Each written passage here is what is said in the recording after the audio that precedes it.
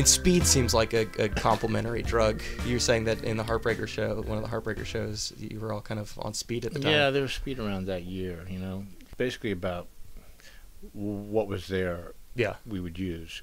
Which, I mean, I know it's weird this whole meth thing ended up happening. But also, like, but you can do, like, whatever drug you want to do is easy enough to get, it seems like, or... I don't know much about it anymore. Yeah, but I mean, versus... I've wondered, because it used to be walking around the Lower East Side, every block people would be whispering brand names of drugs to you, and it's been a long time since it's been like that around here. And I wondered where it might have migrated to, or whether consumption had really gone down, except that I keep seeing these news stories, about meth in the middle of the country. Yeah. And then just this morning there was this huge story about how New York is a hub for heroin, for the biggest one in the country now. So, but I don't see it. Well, you don't. Yeah, I mean, you don't. It's a lot more surprising to hear about an overdose these days. Like with the Phillips Seymour. And you don't see people nodding on the street either. Yeah. I mean, not the way you did when I was a kid. Not in Manhattan, certainly. Yeah. Tell me about, actually, let's talk about the neighborhood, because you've been here for... Since in this apartment? In Alphabet City, I guess. Oh, yeah, well, basically since I arrived there at 17 and 67. Wow. So can you sort of take me through a bit, like how it's changed? Yeah, it's just been priced out of the market of the kind of people like me who,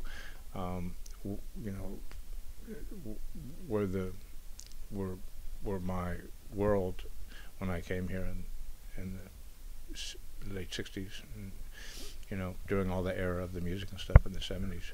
Other than rent control, what keeps you in New York? Well, because it's still, there's all these resources here still. Yeah. Always great movies, always great music, always great museums and galleries, and it's still where people come to do things well, because there's the stimulation that you get here that you can't get anywhere else, pretty much. I would like to try a few other world capitals if I can fit them in. I mean, I wouldn't mind living in Paris for a while. Yeah. I wouldn't mind living in Rome for a while. Wouldn't even mind living in London for a while. Tokyo has its points too. But I don't know if that's going to happen. It'd be pretty dramatic, wrenching. I shouldn't say wrenching as if it would be painful. It would just be like hard to arrange. I mean, that's I don't know. There's something about this city where everybody has some kind of fantasy about moving somewhere else at all times. Even the people who talk about how much they love it. I think so. Most of the people I talk to. I mean, my apartment hasn't changed very much. Yeah. I mean, it's just kind of gotten, more livable because I put more care into making sure the stuff that's here is stuff I'm interested in. Yeah.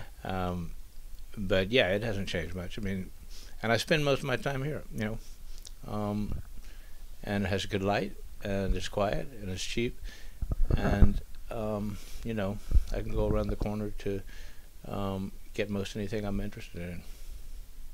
Well, it's funny though. You say it's kind of the idea that you can go out and do anything that keeps you in the city, but at the same time, I mean, I'm sort of the same way, where obviously it's really appealing that you could go out to see a show any night, but at the same time, I end up staying home a lot of the time. Yeah, I don't go out on weekends when it really is oppressive, the way it's become like a boardwalk kind of carnival, of tourists and college kids. Do you still go out and see music? No. I never really went out and saw music very much. The only reason I saw music was because, it was where I lived, in the 2 or 3 clubs where everybody I knew spent their time and where I played. But I never went to concerts very much or to other venues besides CBGBs and Max's. Yeah, I wasn't like a fan, and I didn't keep up. I mean, there was something that drew you to those places in the first place. Yeah, to play. Yeah. you know, and then quickly, because this series of bands arrived that had something in common with my own intentions, you know, and that I got friendly with. So the book kind of ends towards the end of your music career. I mean, you've done some at the end, yeah. Yeah. I mean, it ends when the music career ends, though it starts from when I was born, you know. Yeah. But yeah, I set a cutoff point because for a lot of reasons. But the main reason was that I knew I was going to end it sometime well before the present, because you know, you can't write about the present in the same way that you write about 30 years ago. I mean, because you'll be talking about people you're with all the time, every day, and that's just not available. You know, that's private. But you can talk about what went on 30 years ago, and that cutoff point in 1984 that I chose just seemed natural, because it was, you know, it gave the book a kind of shape, because it started from when I was a kid in this sort of innocent, pristine, idyllic almost environment, and then, you know, moved through my youth and arrival in New York, and when I was still kind of a hayseed, and as I gradually got kind of oriented, and then became a musician, and where that led into all these intense experiences, and ultimately drug addiction. Though, you know, to me the drug addiction part is kind of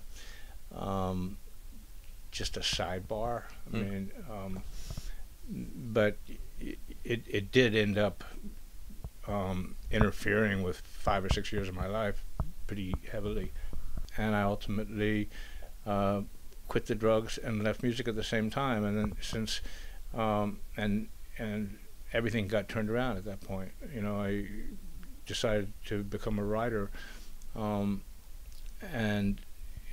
it seemed natural to stop at that point after I left music and stopped using drugs, because it was, you know, it kind of completed the arc. It seemed like for a while there you were, I mean, you knew you wanted to do something creative, but you weren't quite sure what ultimately it was going to be. I mean, you know, you were writing poetry. Well, I always had some definite aim. You know, I mean, I started off writing poetry, and then I did that for 5 or 6 years, including, you know, starting a printing press, and, you know, placing my stuff in magazines and doing little books, and I eventually became disenchanted with that and started getting excited about music, and started a band with my best friend at the time. And it was, you know, it wasn't like I was just had this vague idea of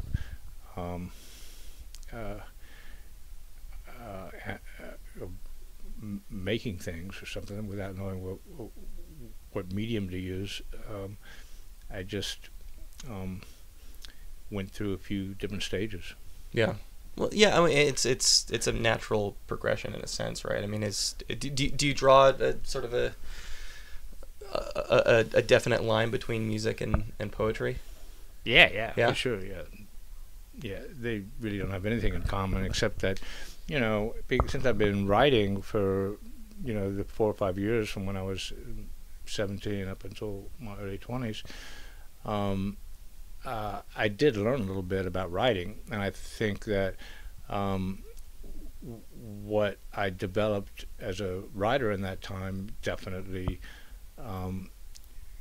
was useful as a lyricist when I started writing songs. Yeah, the act of writing a poem and the act of writing a song are two totally different processes. Nothing in common. Yeah. Really? I mean, how would it'd be like writing a poem and writing an essay, or writing a poem and writing a novel, or writing a poem and you know, writing an instruction manual. They're all entirely different forms of writing. Yeah, I apologize for this question in advance, but I really want to know, like, how the process is different. You know, what you do to sit down and write a poem? Well, for me, the type of poetry I wrote was really just sort of letting your imagination run free, and your idea of what language could do, and what could be printed on the page. It was really page-oriented. It was about arranging words on a page, and arranging sentences on a page. Yeah. And but in terms of the form of it, it was really abstract. I didn't have, there wasn't any preconceived form. Whereas in writing songs, I wrote the music first, and then I would listen to the music and just see what the music suggested to me, what kind of emotions it kicked up, or where it took me in my feelings, and start evolving a sort of subject for the song. But the music would be, really strict pattern. There would be a verse part, a chorus part, and possibly other little details that had to do with the words. And so I would, the writing of the song would be a construction of this intention of what I wanted to be saying in this very strict form. It would always rhyme. The rhymes would always have a sequence that was consistent from stanza to stanza. The chorus would repeat where the chorus was placed, in a symmetrical way inside the song. They're like clockwork, which is very, very different from the way the poems got written. Is it harder or easier with those constraints? Well, in some ways, I think I'm more suited to writing songs. I think it was good for me to have these patterns that I needed to figure out how to fit what I was saying to, and then the patterns would, possibly suggest ideas themselves, and rather than just be left to my own devices the way I was when I was facing a blank page without any, limits. Because I think I really ultimately I wasn't a poet in the sense of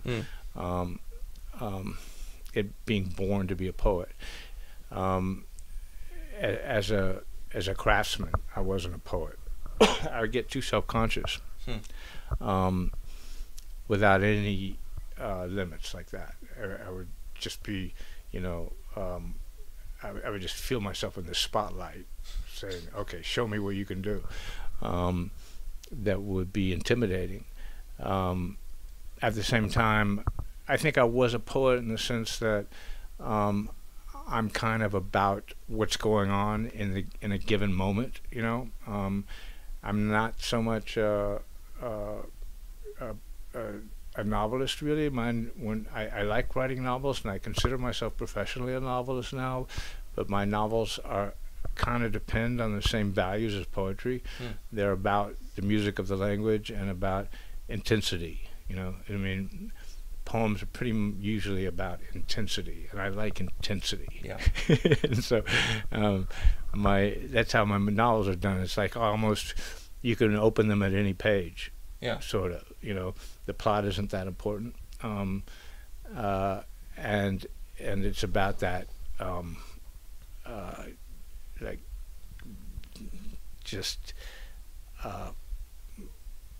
spectacle of intensity going on. There are definitely elements of that in the biography. It's less like that because it's nonfiction, But there are and so there are passages. There's spots where I sort of kick out the jams. Yeah. Why did you pick that moment to write your biography? Because I felt kind of nauseous and I wanted to vomit. You can't just leave it at that. You're gonna have to unpack that for me a little bit. Yeah, I can say whatever I want. This is my interview. I know it is your interview, but I would like you to expound upon that analogy. No, if it is an analogy. So. You can Google. There's all these stories circulating.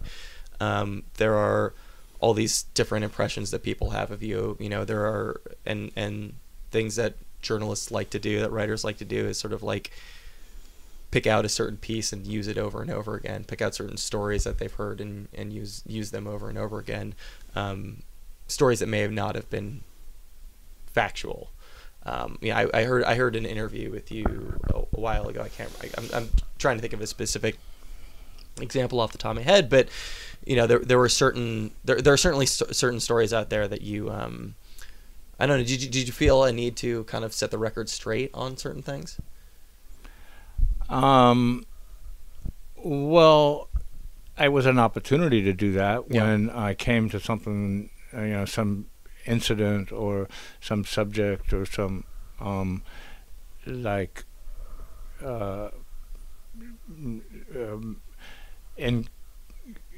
falsehood that had been perpetuated. I took advantage of it if the chance to do that, but I mean that wasn't really my purpose in writing the book. But sure, I was really scrupulous about being as accurate as I could be, even when it reflected badly on me. Because most nonfiction writers don't do that, and certainly ones writing about music, tend to just repeat what they've read themselves. I mean, they don't go to the original sources, and they don't have any skepticism about consider the source if it's some doofus who either doesn't care what he or she says or is deliberately putting their own spin on it. Stuff, and so things just get perpetuated that are completely false. So, so I was. That's one way I wanted my book to be different, because I, having been on the inside and read journalism about things that I'd seen and done. I knew how wrong most journalists usually are, so it made me super conscious of being careful, as careful as I could, and only saying things that I knew were accurate, that I could substantiate. It's impossible to be completely thorough about that, because every page you're saying specific things. If you can't say about everything. Well, the way I remember it is, it's just that would just make a boring book. You say this happened when say maybe it happened on 7th Street when you wrote it happened on 10th Street, but you had no way of actually checking that. But your best memory was. But if I had any way of checking it, I would check it. And there are a lot of ways to check things. That's what I was going to ask. I mean, what does being scrupulous entail? Does that entail going back and talking to those people? Well, for one thing, I kept journals. So if I remembered something, but there was any question that my memory could be incorrect, I wouldn't use it. I'd only use stuff that I'd made a record of at the time, so that I knew that it had actually happened the way I was describing it. And for other things, I would just like for instance, there was one case where what I'd always understood, and I've been around for a long time and heard many people discussing this, even though it's like a minor matter, but that when we approached Hilly about playing at CBGB's, that when I was in television in 1974, that he had just opened that club, and 2 or 3 months before, in December of 1973, when we approached him, and it was, I think, March of 1974, and at that time, the place was just, he was painting the awning that had just been installed, and the way I'd always understood it was that was because he just acquired the venue, and that's the way I described it in the book. It's just a passing thing. It's like 2 sentences on a page of a 300-page book where I, mention the date when, saying, the club had just opened 3 months before. Yeah. Well, in the interim between the hardback and the paperback, I discovered that wasn't the case. I found a website that had all this verification, like little scans of New York Magazine schedules for the week, where they would, and that there was a club at that address called Hilly's on the Bowery. Listings, for, like 5 or 6 years before CBGB. Yeah.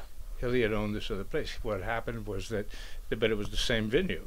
What had happened was he just decided he was going to change his music policy and rename the club and make it Country Bluegrass Blues, CBGB's.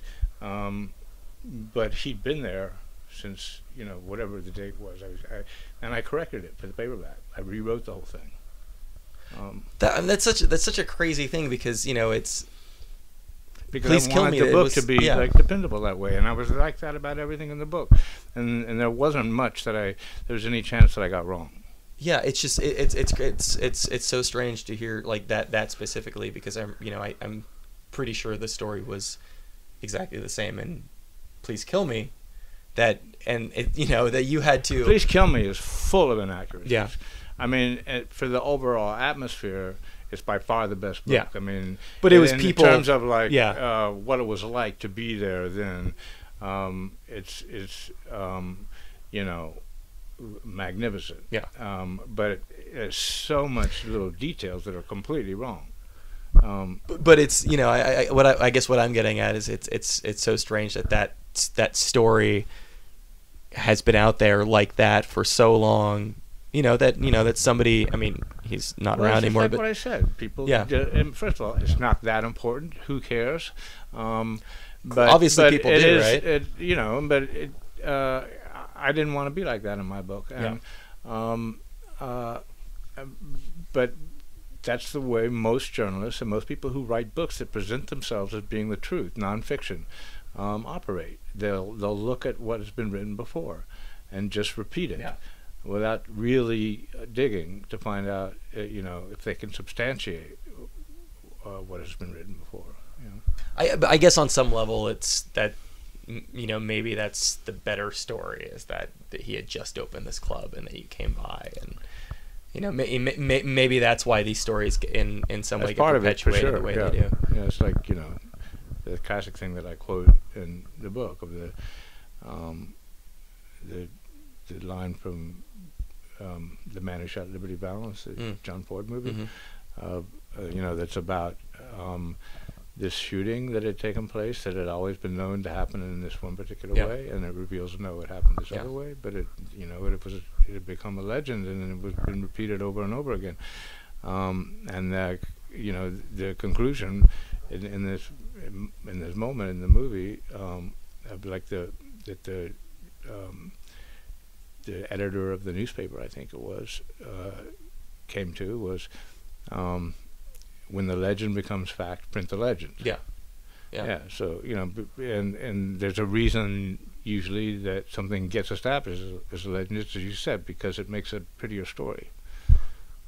Were you heading some of these, because that terrible movie came out, No, I wrote this book. I started this book in 2006, and I finished it in 2011. I don't think the movie had come out. Yeah, no. I mean, the movie is relatively recent, but certainly there was these things were bubbling up. There was excitement around that scene again. I mean, was that? I don't think so. I mean, fortunately, that movie really didn't make much of a stir. Yeah. But I mean, there's a cycle for sure about that era where it comes up again, like the big punk exhibition at the Met, and of course Patti Smith's book. Yeah. In the last 4 or 5 years, there has been this little resurgence of interest in that stuff. Is it strange to see that, having been in the middle of it? Is it weird to kind of become a voyeur of that scene? I'm not a voyeur. No, but of these sort of like to see these celebrations of the scene? No, because I mean, like I say, it's just like a cycle. It's, Yeah. And there's always also this steady thing. I mean,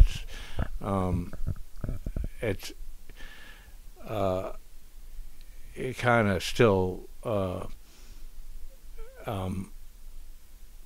surprising in a way. I mean, that it ended up having such staying power. But to me, it's just like kind of the weather, the environment. You know, I mean, it's just always there, kind of spinning. You know, and it doesn't have that much significance. You know, I mean, it's just, you know, except that I can exploit it. Is that in part what the book was? Were you exploiting it? Well, I did expect I mean, people aren't interested in fiction. I mean, I know that there's this big, there's this fascination with people's memoirs. I mean, that's been going on for 30 years or something. This trend about people eat that stuff up. So I did expect that there would be, you know, it will probably have an easier time in the marketplace than my novels do. But I wasn't really sure, because it's not like I'm a household name by any means, and there's a lot of like little books by odds and ends of musicians who they just get just drop from sight the minute they're published. You know, you know, the drummer for the Knuckleheads, you know, does a book, and somebody publishes it, some little publisher, but who sees it? But you know, just fanatics or something. So I didn't really know, but it was great the way it worked out. I mean, I loved the publisher. I loved the freedom they gave me, and how the book, you know, was designed, and the attention it got. It was terrific. Was that part of the reason for ending it at the end of the music career? Was this is what you thought the period that people would be most interested in reading about? No, I was trying to avoid that. I kind of resented that.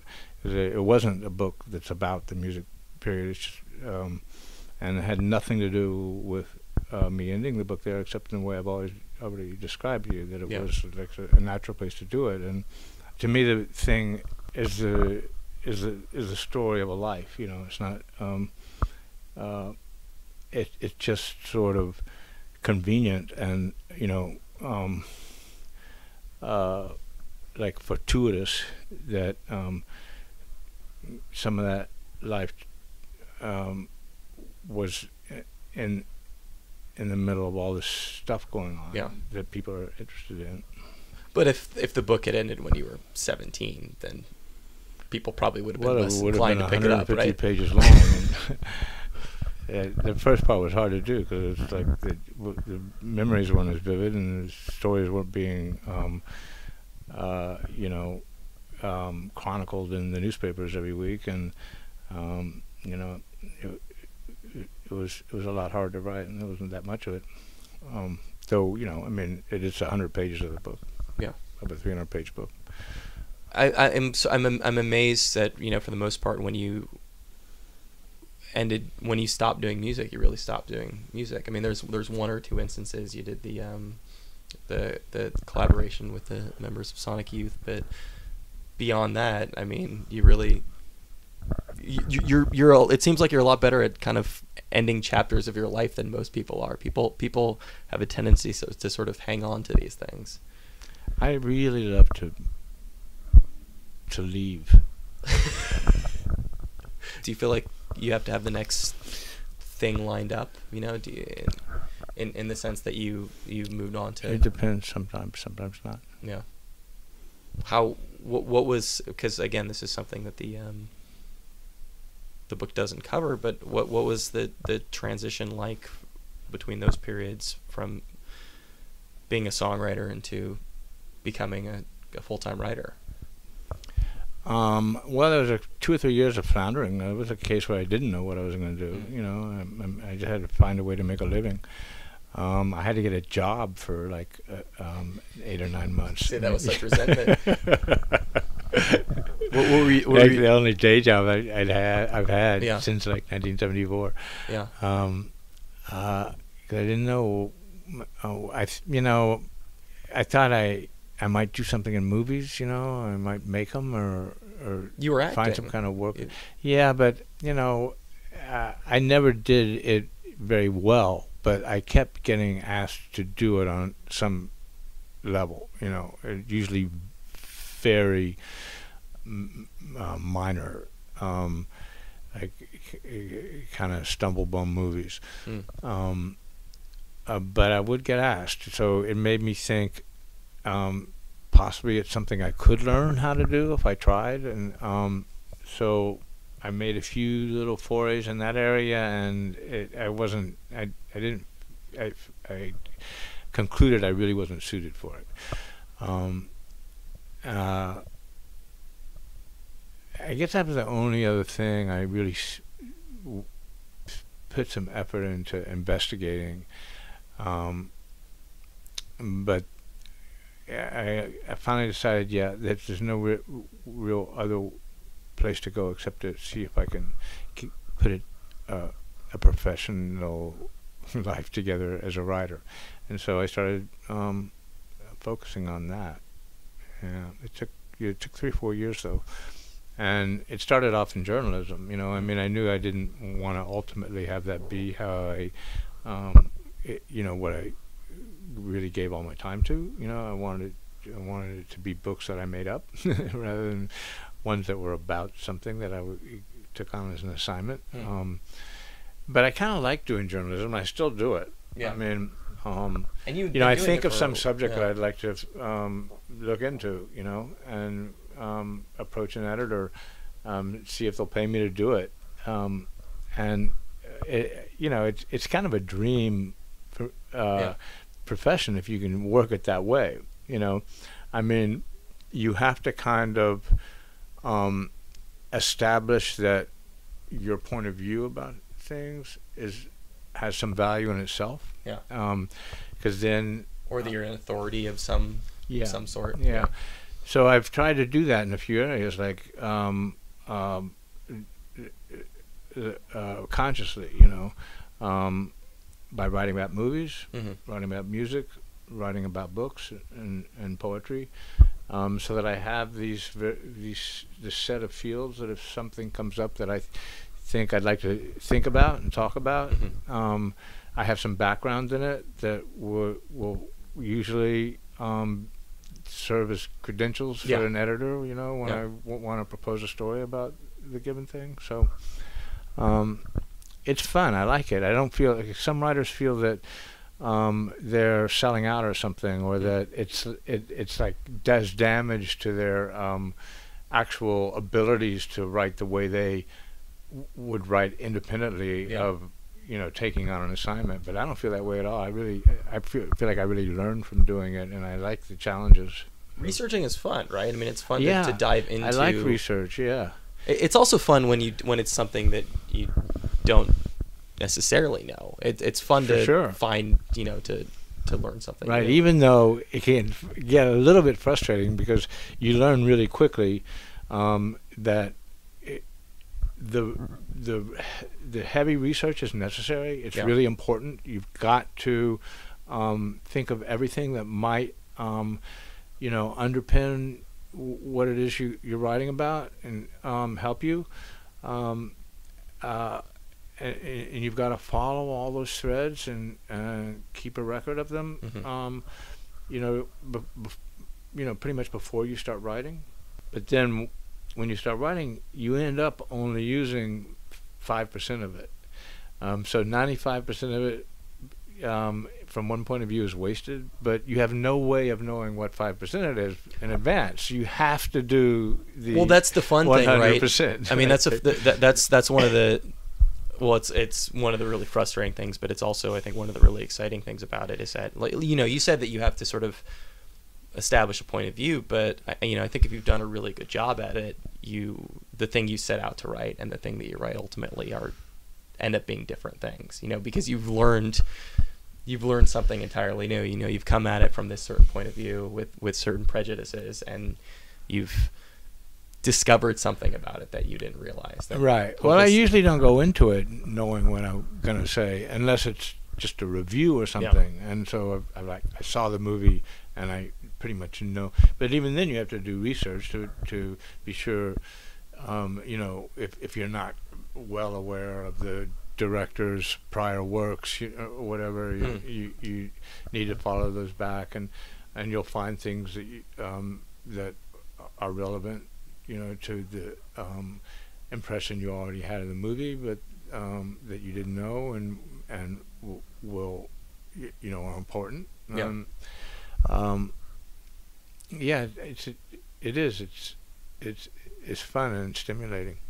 How close was the book that you ended up writing, the biography? How close was it to what you thought you were going to create? I mean, did you? Oh, well, for this book, I mean, that was a whole lot of my purpose, was that I had no idea what I was going to do.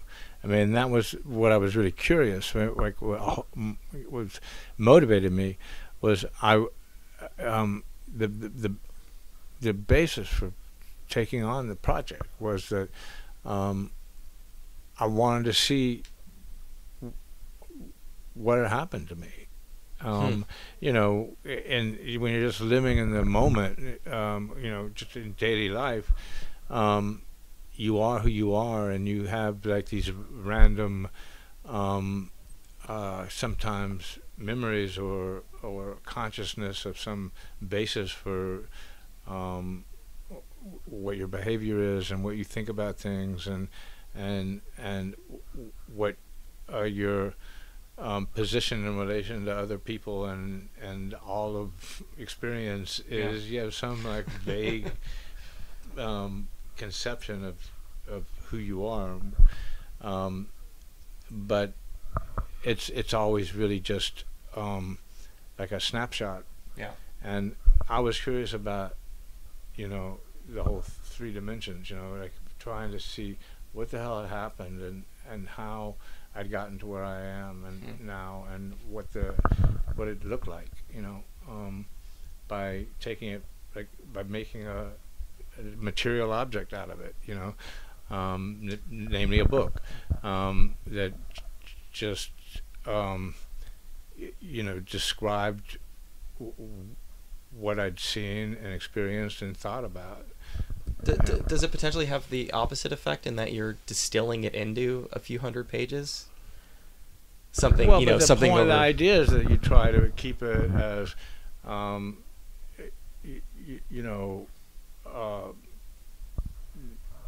you just scale it down. You know, you try to keep it corresponding point by point to the big picture, you know, and keep all the emphases correct. I mean, that's another thing that happens as you realize as you're going along, is that there's an infinite number of ways to describe anything that happens, but you know, you find this sort of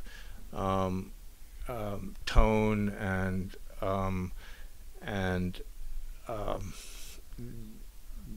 focus that feels natural to you, and in a way, that's also another sort of facet of who you are anyway. So, in one way, it's as if the book is really artificial, because you could have described anything that happened 30 other ways, but you ultimately decide to put it this way. So in that way, the way that you've decided to put it is also illuminating, you know.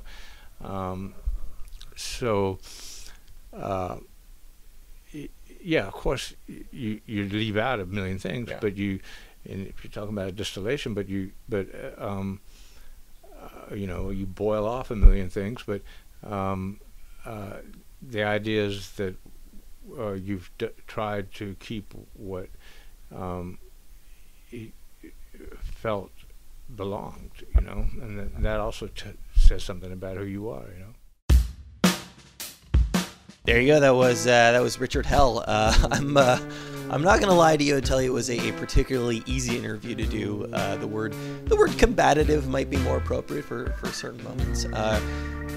Richard Hell is not somebody who likes being asked the same question twice, and certainly not multiple times, which, you know, can be kind of difficult when you're speaking with somebody who's been in the public eye since the mid '70s. But you know, all in all, a pretty pleasant experience. Was really cool speaking with him. We actually did that one in his East Village apartment here in New York, a place he's lived in since 1975. I kind of lucked out actually on the timing of this one, so I happened to ask him right around the same time that the paperback edition of his autobiography, I Dreamed I Was a Very Clean Tramp, came out. Definitely worth checking out. Really fantastic. I read it when it first came out, and then, you know, reread it ahead of that interview. A lot of questions.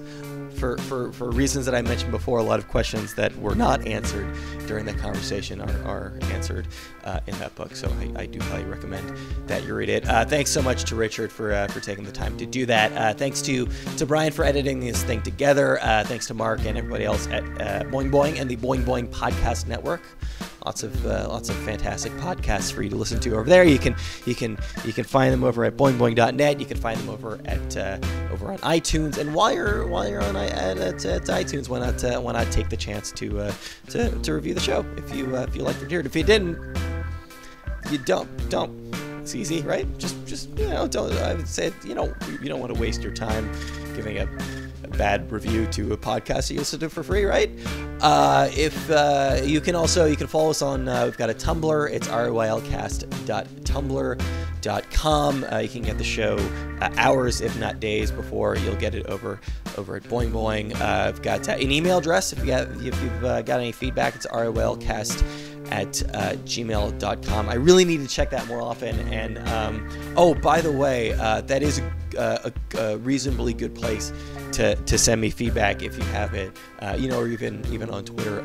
I found this is something I remember about once every year or so ago, or once every year or so, that Facebook has this little extra mailbox, I guess, of people you're not following, and so somebody sent me some feedback and a suggestion for a guest interview, I think in like February, that I never responded to, so apologies for that. Mark Zuckerberg 100% at fault for that. And the answer to the question is I would love to speak to Ivan Brunetti, but he's a Chicago guy, and you know, we're doing all these interviews in person. I think they're a little better. I enjoy doing them in person, but you know, when he's got a new book out and he's coming through, he is a slow writer, so it does take a while. But you know, next time he's got a new book out, it comes through, or comes to a con, or you know, if we're in the lovely city of Chicago, I will be more than happy to do that. But if you do have recommendations of people in the greater New York City area that you think would make a good guest on RIYL, then please shoot them my way. Lots of good interviews, lots of good episodes coming up in the very near future, so stick around. We will be back just about this time next week with another episode of RIYL.